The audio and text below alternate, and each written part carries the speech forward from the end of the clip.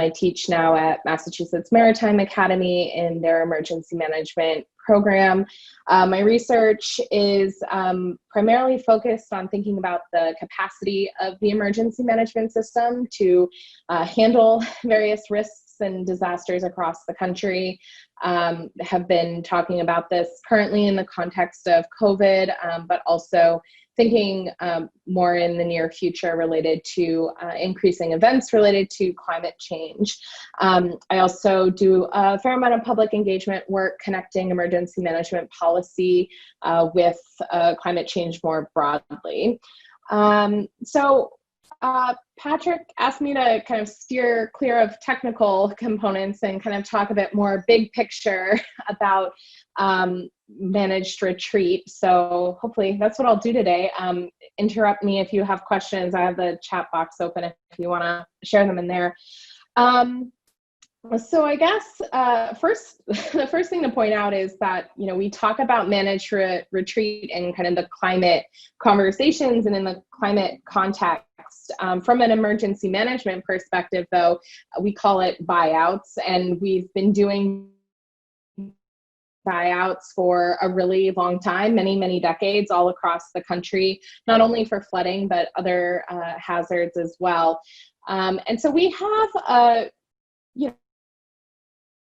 of how to go about this. There are programs, there's funding streams, not enough, but there is an infrastructure across the country for doing buyouts, having emergency management agencies working with state level agencies on these programs, working with funds from FEMA through various mitigation sources.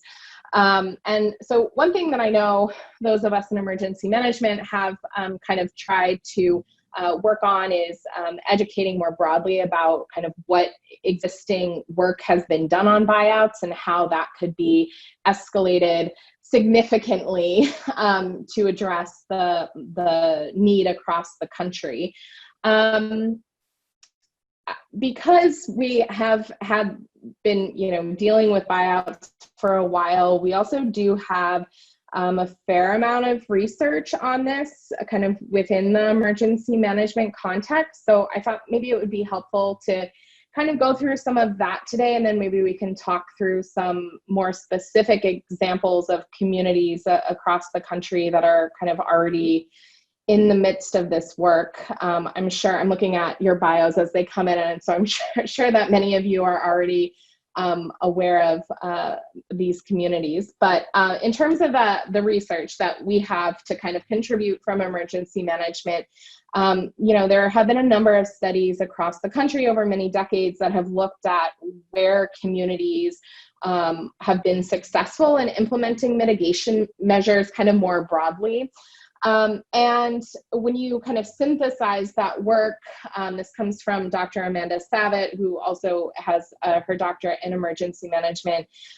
We see some pretty common factors across communities that are indicating where mitigation is successful. So at the local municipal level, you need really strong local leadership. You need a government that actually has the capacity to apply for grants. Poorer communities tend to have a harder time with this because they don't have the staffing to dedicate to the pretty complicated grant programs. You also need to have a local government that is prioritizing mitigation, that kind of understands the value of doing mitigation and going for their community in the long term. At the community level, we also are looking very closely at the population profile. So there are well-documented disparities in which communities are getting mitigation funding and how that's affecting their ability to go through that grant process. There's also this factor of the actual hazards and risk profile of the community. So not only what the actual risk of the community is to flooding, but also how the public and the residents who live there perceive that risk. If they are still thinking that flooding is kind of this one-off event and isn't happening regularly, and that sea level rise is still decades away in the future, then they're not going to be as engaged in that mitigation process. Also, whether or not the people who live in the community have the resources to be able to organize. So community engagement, community-driven activism is really, really crucial when it comes to mitigation, particularly getting mitigation funding. And so you need a community that has the time to organize, who has the resources to organize. Closely related to that is also media engagement. So the extent to which a community is getting regular media coverage about the mitigation efforts that they're trying to implement. We see that has, brings this kind of outside public pressure for approving mitigation funds. And then just generally how much support there is for mitigation in the community. We very often say post-disaster that there's a window of opportunity during recovery to implement mitigation, and it's super great in theory. I've been there a million times, but in reality, people very often just want to get back to normal, right? They don't necessarily want to make a lot of changes. They don't necessarily have the resources to make a lot of those changes. And so, even if it's on paper really obvious that those mitigation changes need to be implemented, you have to actually have the support of the community to be able to do it. Then outside of the local community, we're really dependent on state and federal government in various ways. Primarily, it's through whatever mandates exist or kind of legal frameworks that communities are operating in. This obviously looks different state to state. And then also how much outside help a community is getting, primarily financial assistance. There are emergency managers across the country that have really great mitigation plans sitting on their shelves collecting dust because they haven't been able to work their way through the federal funding to actually get those programs. So those are the key factors that emergency management researchers have found through our research. I'm sure that many of those kind of resonate with the work that y'all have done. And it definitely, I think, when we think about kind of all of those factors that need to line up in order for communities to get through these mitigation projects, buyouts being one, I think it quickly becomes clear that the idea that we're to move entire communities, move entire cities is much more difficult than what we're currently working with right now. So I have spent time and or researched communities across the country that are in positions of, if not already beginning the buyout process, then seriously considering it. I know that those factors from the research have resonated with me in each of those places. So, for example, I used to live in Fargo, North Dakota. There's been a huge flood mitigation efforts in Fargo over the past decade or so from flooding from the Red River. They've actually are kind of held up as one of our success stories of having implemented a variety of mitigation efforts, including buyouts in the past few years. Also, I was just living in Omaha, Nebraska. They obviously have had flooding recently and into Iowa as well. They are kind of at the beginning of having, some places this has been happening for a while, but some places are kind of newly coming to the buyout option program. From talking with emergency managers, their funding seems to be the primary issue. They have, entire neighborhoods that are ready to leave, but are going back and forth with state and federal officials about funding. I'm currently in Maine right now, along the southern Maine coast. There are a few neighborhoods that are at the point where buyout conversations are in the very near future. coming off decades of fighting with the Corps of Engineers about various mitigation projects. So, you know, all different factors that are coming up in these communities that I've spent time in. I think one thing that is really important as we have these conversations about managed retreat is making sure that we are deferring to local communities. And these are, you know, really difficult conversations to be having. You know, some of the neighborhoods that I've done work in Maine, you know, they have had 6, 7 living in these places, and to think that that there's still policy options, that technically there are still options that could be done that could allow them to stay where they are and not leave, but that those options aren't even being considered or aren't being followed through with by government, creates a tension locally that is really damaging.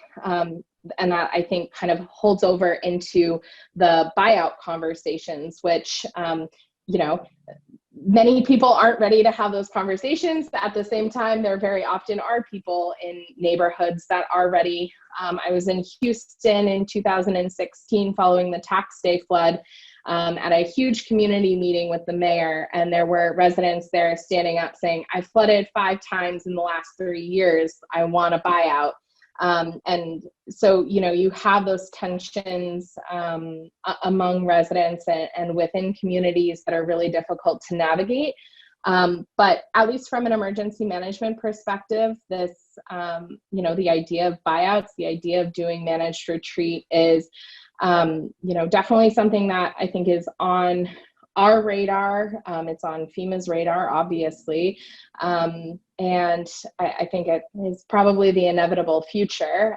My hope from a research standpoint, though, is that when we do try to engage communities with this option, that we're looking towards that research and really kind of taking into account those different factors that I went through in thinking about how those play out. So I think that was kind of the main overview that I wanted to go through, but I'm happy to answer questions if anybody has them.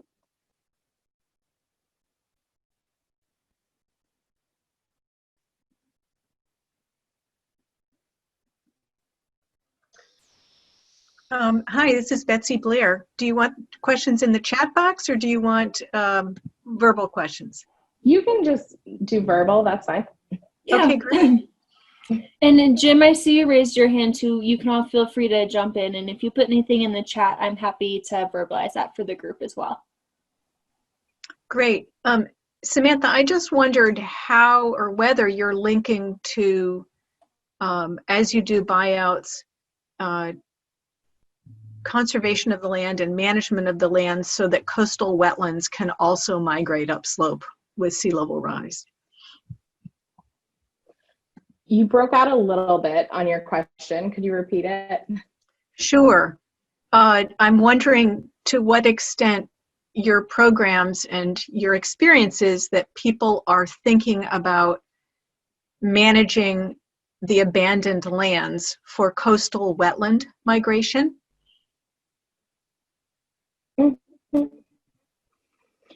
Yeah, absolutely. Historically in emergency management, that has not been front of mind, but definitely, especially in Louisiana, where I've done some research, that is definitely coming more front of mind. From my knowledge, that's mostly coming more from like foundations and the nonprofit sector. There's still in emergency management, because of the funding streams, a pretty heavy reliance on the Corps of Engineers. And so that shift towards wetland restoration and other types of green flood infrastructure, from my perspective, I think it's almost has to be driven more by the Corps as opposed to emergency managers specifically, if that's going to be using federal funding through FEMA. So the lands that are acquired go where? Oh, those are returned. Though there's stipulations in there that they're returned to green space. Managed So by for the Fargo, locality? yes, usually. So in Fargo, for example, they bought out properties along the river, and they had it in there that those would be turned into parks. So now, when the river floods, it's the park that floods, not the homes, but that's managed locally. Yeah. Thank you. Mhm. Oh, hi, Samantha. Thank you so much for this excellent presentation. FEMA has this community rating system that enables communities to achieve a better score based on hazard mitigation plans, and then flood insurance rates are reduced for private property owners based on the score. Is that having much of an impact in communities threatened by flooding? Yeah, I'm not as familiar with the research on impacts for CRS, but generally, yes, it has had positive impacts. Also, FEMA is in the process of updating some of that. So I don't know the exact details of what those updates are going to be. So yeah, I'm not sure. Okay, and then a follow-up on that same topic. There are some communities that are investing heavily in raising their levees and that sort of thing because they've been told by FEMA that the new flood maps are going to draw them into a higher risk zone. Foster City, California is sort of a poster child for that. It's also a very prosperous community that can afford to invest a lot of money. Do you see that kind of thing? Rising flood insurance rates inspiring greater investment in hazard risk mitigation around in other places? Yeah, that's another one that's a little bit hard to say. I think we kind of need to wait on the FEMA maps to see exactly what the redos look like. Going back several years, there was the Bigger Waters in the Bigger Waters Act related to the NFIP that tried to change the subsidies related to those insurance policies. And what we saw was tremendous public pushback from that change because communities weren't, or individuals weren't able to afford those changes in the insurance policies. So anytime we talk about NFIP and CRS and kind of how that might change those insurance rates, we kind of get into some territory where it's not only what FEMA wants to do, but it's also how the public reacts to that and then how Congress reacts to that. So still a wait and see on the new flood insurance maps. Thank you. So that was a nice question, Jim. Thank you for asking. I see that there's lots of work being done on managed retreats and buyouts when it comes to flood mitigation. But have you ever seen it being done, or at least talked about, for wildfires? Especially in California, it's becoming the white elephant in the room that's getting bigger and bigger by the day. Yeah, I believe that there are discussions about that in California. I primarily focus on flooding, so I'm not sure about exactly where they're at with those conversations, but I would anticipate that definitely in the near future. So I have a question. I'm sorry I had to duck away. I had a child issue, but so I'm kind of curious to know if you have any knowledge about CDBG MIT.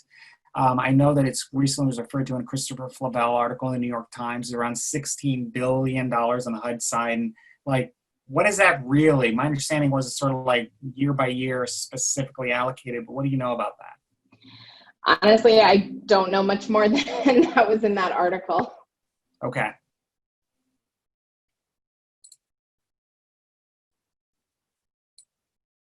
I have a question about, I think a lot of the research that's coming out is about managed retreat seems have worked well in really kind of white and predominantly very kind of affluent communities that are well organized. Have there been any kind of case studies or successful communities that were organized that are perhaps coming from the less affluent and more diverse kind of racial perspective? Thanks. Yeah, that's a good question. You might want to look into Lincoln, Nebraska. I think that there were a few communities of color there that were pretty active in mitigation efforts. So that might be a place to look. And I would also look into Houston as well. I don't know exactly, things change every day with where they're at in their mitigation programs, but they have so many buyouts going on right now that I would check there too. Thank you. There are lots of questions in the chat too. Can someone ship them to you? Hold on. Yeah, I'll start reading off a couple of these. So let's see. I saw that Sam had his hand up as well. If Sam, you wanted to share your question. Yeah, thank you, Brianna. And thank you, Dr. Montano, for being here. I've followed you on Twitter for a while, so it's great to finally see you present, and I appreciate that you came here today. I was wondering if you could implement one policy change on day one of the next administration, or in the first 100 days of the next administration. What would it be, whether it's related to buyouts specifically or emergency management in general? And then building on what Anna had just said, especially if there's something with an environmental justice focus. Yeah, day one, I would take FEMA out of DHS, more related directly to mitigation. I would say really making the process of getting mitigation funding more quick. So right now, I mean, communities particularly that have flooded, they're getting trapped in these cycles of recovery. They can't recover before the next flood comes. We're seeing these wait times for buyout programs, months, years, decades in some communities. And, having more money is one issue, but we also do have a fair amount of money set aside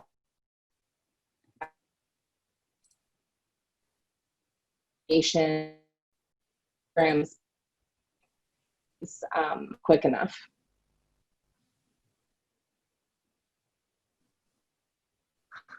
So yeah, I think you're kind of breaking up. Maybe hopefully it's just me. But so I want to read off a couple questions here. So one, I'm going to paraphrase Anna's question, which is, so there's recent GAO report, and I think I got to a piece of this, but what do you think about the feasibility of, like, I'm not asking you specific programs, but a lot of these other programs and like coordination in general, what do you see as like the level of interest / ability to coordinate these different funding sources? Yeah, I actually haven't read that GAO report. So they are wanting to better coordinate mitigation efforts across those agencies. Yeah, so it's a decently sized report, but I think one of the points of this is, there's a lot of different funding sources out there, for mitigation beyond just FEMA, the BRIC program now, and HMA and everything. Can you hear me? It. So just kind of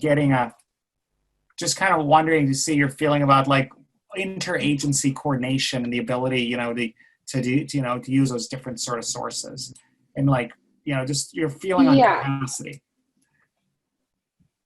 Sure. So, FEMA's mission includes mitigation specifically, but we run into this problem with preparedness and recovery as well, the actual tasks of each of those phases runs across various federal agencies before you even get to the state and local level. And so, going back many decades, there have been discussions about how to better coordinate all of those efforts at the federal level. And actually, that's one of the reasons why I say the first policy change I would make is taking FEMA out of DHS and returning them to be a cabinet level agency. Because right now, with the way they're situated in DHS, they don't necessarily have it creates this extra layer of bureaucracy and extensive confusion with how FEMA coordinates with those other agencies. Certainly, as we look forward, some people have suggested having, a new agency, like a resiliency agency or something along those lines, maybe. I think really that one of the first things to do, though, is to just have FEMA fulfill their actual mission, right, of working across all of those different agencies. And FEMA's job is to coordinate across multiple agencies. So for them to take on, a bigger responsibility in coordinating across those mitigation programs in the various agencies seems like a natural fit. But you need leadership and an administration that supports those efforts. Yeah. Okay. Well, that's a great answer. Thank you so much. Let me get to another question in the chat box. This is from Christian Camrath, another member of our leadership committee. Can you speak to the challenges and opportunities for the emergency management community to work with other disciplines that think in long-term ways, land use, development planning, to be strategic in designing conversations and a process for managed buyouts/retreat? Yeah, that's a great question. I'd say the first major challenge is kind of the background of emergency managers. So across the country, most emergency managers are part-time, kind of double as the fire chief. They come from a first responder military background. So their experience and their background is usually very heavy in response focused. Preparedness and response focused. So mitigation gets, put on a back burner for most of them, not only because it's not something that they have experience or a background in, but also because they usually don't have time. Again, a lot of part-time emergency managers, so it just doesn't, get across their desk. So one thing that I think is really important is when we're talking about investing money in emergency management, it's not just more money for mitigation, but we also need to be investing in our local emergency management agencies, state level emergency management agencies, so that they can hire somebody to focus on mitigation, to work on mitigation planning. And then that would be the person who's in a really great position to be working with those other disciplines, right? Emergency management folks do not have specialty backgrounds in land use or development, or and very often they don't have a say in those things at all. And yet they are the ones who are involved in writing grants for funding, writing mitigation plans. In the same way that emergency managers are working across stakeholder groups to prepare for disasters, working across stakeholder groups when they get to recovery, they need to be doing that with mitigation as well.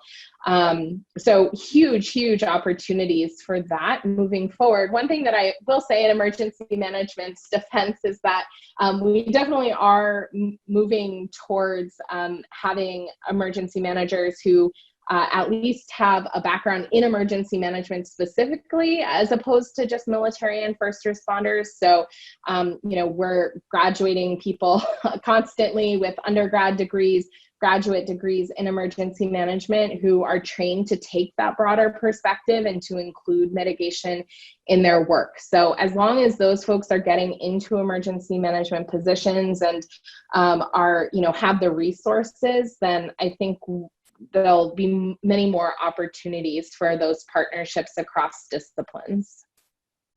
Great. And editorially, 110% agree with you. I'm going to read this from Mary Carson Stiff. So how would you speak to the differences in how people perceive buyouts in coastal versus riverine flood risk areas? We've heard in Virginia that riverine areas don't have a hard time selling buyouts because there's life or death risk, but the coastal communities have a harder time selling acquisition because of the political issues. The risk is slower and less life-threatening. Have you seen this in your work? How can you overcome it? Yeah, that's a super interesting question. I can't think of any research off the top of my head, but I can say just from personal experience that coastal communities do tend to be more unlikely to want to move. I think that there is a particularly strong connection for folks who live next to the ocean. I know I grew up next to the ocean too. Like, I'm just as stubborn as they are with this. So I get it. I don't, I think, I don't know if the difference is between river and coastal flooding as much as it is kind of between the number of floods that people have faced. So I would say that in the places where flooding has happened kind of more than 3 or 4 times in the past decade, that people tend to be more willing and are wanting to move, whether that is from river flooding or overland or coastal flooding. All right, great, thank you. So there's another question from Kenneth Maslin. So I'll just paraphrase this. Do you have any visibility about managed retreat and such outside the United States? No, I do not. I will leave that to others. Okay, fair enough. All right, so Dave Hampton says, question, a brick above. Do we have I guess, maybe it's a little too early to say this, but do we have a sense of things being different than before? I mean, I guess with brick, what's your sort of opinion about how that's going to go? Yeah, again, another one that's so new.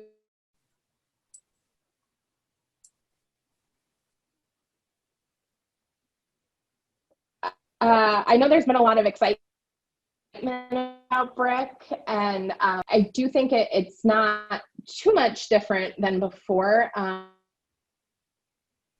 outside of the increase in actual funding. But again, it's a bit early to tell how that's out. Yeah. I think I've got all the questions in the chat. Actually, one comment from Anna I want to sort of amplify a bit. So if anyone's interested in more, the Resilient Nation Partnership Network and FEMA has a great newsletter about a lot of opportunities. So, look that up. You can also shoot Anna a note. She's got her email in the chat box as well. So yeah, so any other questions from anybody that has not said anything yet or did not put anything in the chat? We have. Hi, this is Shannon Burke. Can you hear me? Yes, we can. Yep. Hi, everyone. This is my first time to this group, and I'm really happy to be here. I am a member of the American Planning Association, the former manager of the Hazards Planning Center. So I was interested, Samantha, in your discussion of hazard mitigation plans, and someone, I think Jim brought up CRS, and I do know that in some of the CRS categories, whereas communities get extra points, there's an area with regard to the planning department's involvement with CRS and the flood-only plan, I believe. So my question is there a possibility of, I think one of the issues is that a lot of emergency managers are involved with developing hazard mitigation plans when in fact it's more in line with what urban planners and city planners and planning departments do. So, and there's also a disconnect at FEMA headquarters between the planning program and risk map and all of the flood mapping. And so when communities try to organize these things, it's very challenging because our federal and state governments don't quite get it. They're starting to, even like in Louisiana as well. So I guess the question is that something you support? And is there a way to give input to CRS regarding the involvement of planning departments? Yeah, definitely. You know, obviously, when communities are making mitigation plans, they need to be involving, you know, people from multiple disciplines, including planning. It's kind of an obvious one. Again, I think this comes back to the issue of local governments not necessarily having a lot of resources, particularly in rural communities. I think that in terms of, I mean, I don't know what FEMA is thinking about the planning involvement and kind of how they think about that. But I think just from a local level, it comes down to, you know, whether or not they have city planners available to help with it. That's kind of been my experience, at least. Yeah, I think if they were given incentives, I think there might be more involvement of city planners. And I think just getting organized is really hard enough for a community. And I also, I have a publication by the American Planning Association that I'd maybe like to provide to the group, and I don't see a way to add it here. So maybe, Patrick, I can give it to you and you can send it to everyone? Or Yeah, Shannon, I'd be happy to do that. Also, I don't know if you have access, you can put it in the chat box right now. Okay, that's what I'll do.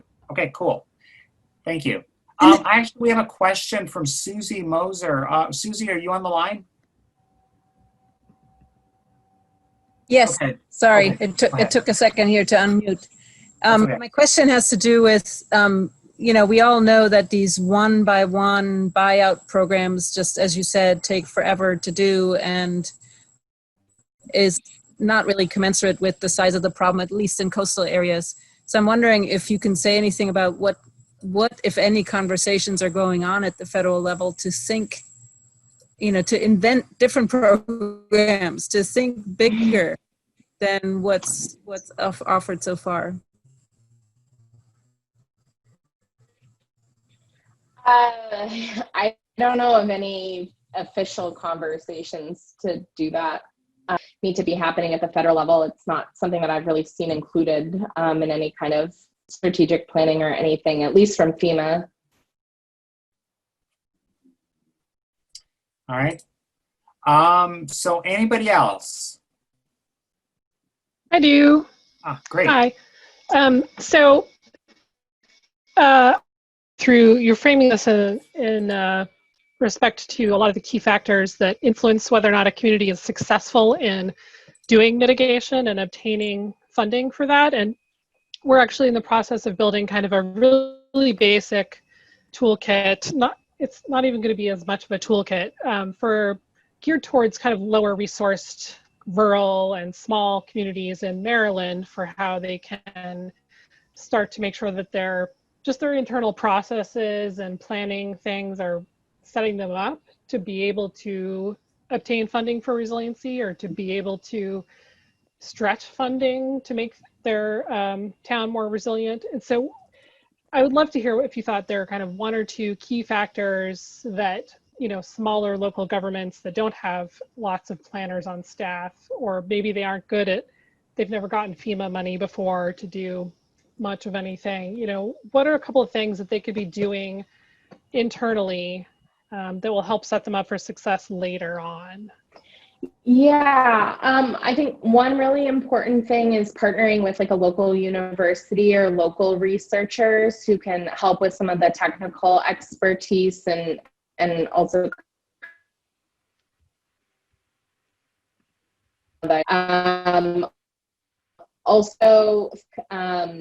if there is East Maryland, there's really any emergency management programs at universities there, but if there are internship programs or something where you can have kind of extra set of hands on that process, Secondarily, I would say to help really encourage local community organizing. The sooner you can get an actual kind of group of residents together and start doing that advocacy work, the better. And also start building relationships with local media for that media coverage. All right. Thanks. Great. Well, all right, last call for anybody. Any questions, any burning questions, FEMA related, anything else? I had another one. Okay. I'm sorry if I've asked two. That's okay. No, that's okay. Please feel free.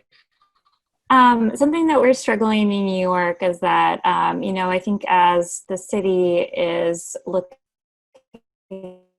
at, they're not sure what kind of development is going to happen. Some areas get, you know, redeveloped for more flood resilient, but it means certain people are moving out. So I wonder if there are any cities in the U.S. or any research that have looked at kind of citywide zoning proposals that really take into account climate change, so that there's kind of a citywide effort to allow development in certain areas or disallow development in certain areas. Yeah, that's a really important question. Not off the top of my head. I'm not sure. I'd look at, I don't know. I can't think of any case studies off the top of my head for that one. Well, thank Someone you anyway. Jump in the chat here. Mary said that the city of Norfolk, Virginia might be a good example. I don't know if you want to speak to more of that, Mary. Yeah, sure. So the city of Norfolk just passed its new resilient zoning ordinance effective in February 2018, and it establishes a kind of citywide resilience level standards, and then it establishes a resilient quotient program where developers can elect to go through the standard development process, site plan review, or they can elect to go through the resilient quotient program. Within the resilient quotient program, there is an opportunity to earn the points that a developer would need for development, whether it's single family lot or commercial development. One of the options that they can select is the extinguishment of development rights in the low part of the city. And that allows them to build in the high and dry part of the city. So the city is split in two sections, all based on high risk flood zones and medium risk flood zones. So those are in the high risk parts of the city. And Wetlands Watch, we're an environmental nonprofit based in Norfolk, and we're running a pilot project right now that's looking at how to make that election work in practice. The city set it up as a part of its zoning ordinance without kind of knowing how it was going to really function. And so we're running the pilot to figure out how the math shakes out, because the way that the actual buyout would be financed is through the developers' money that they pay to earn the resilience points to do the extinguishment of the development rights. And conservation is a part of it. And there's a land trust that we're working with that would actually serve as like the land bank to facilitate all of the transactions. I'm happy to speak with you more offline about that. It's a very collaborative, open process where we're working with a lot of people on the call today, in fact, as our kind of advisors and thought leaders. So if you want to engage with us, we would be more than happy to have you be a part of it. Great. Thanks so much, Mary. And Anna, I'm not sure if you saw in the chat too, a couple other folks chimed in with Fort Collins, Baltimore, just as some other ideas or folks to connect with. If Ned or Shannon, you had anything more to add, happy to hear, or if anyone else has other questions. All right. Well, great. Well, Samantha, thank you so much for taking the time to join us. This has been a really good discussion. I've had a lot of really good questions, and thanks for indulging us, and you've taught us a lot. So thank you.